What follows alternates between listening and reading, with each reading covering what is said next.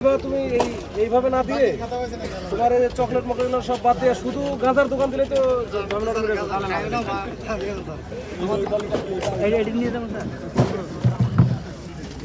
এত কাহিনী করে লাভ কি?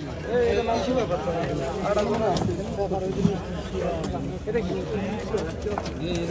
শন পাপড়ি স্যার এটা টিস্যু? এই আর একটা ফয়েল পেপার ছিল না, এটা এরকম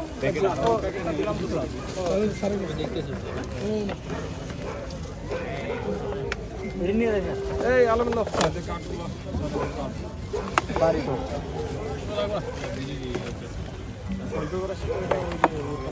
চকলেট ঢুকো কি হয়